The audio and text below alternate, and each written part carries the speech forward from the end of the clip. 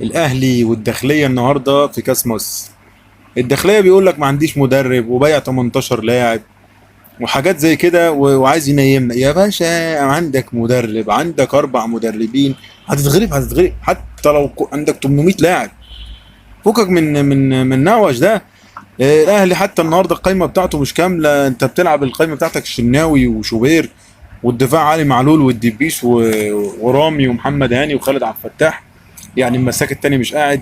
خط الوسط مروان وكوكا وفخري وديانج وقندوسي وقفشه وحسين الشحات وطاهر وعبد القادر ورأفت خليل.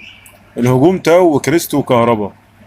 المستبعدين بقى كتير بقى، شريف وياسر مصابين وعبد المنعم موقوف وكريم فؤاد واكرم والسوليه ومتولي مش جاهزين، وبقنا علي لطفي وشادي حسين لنادي زد. فانت ما تقوليش بقى كامل مش كامل، ما عندك مدرب ما عندكش مدرب، انت كده كده هيتحط عليك.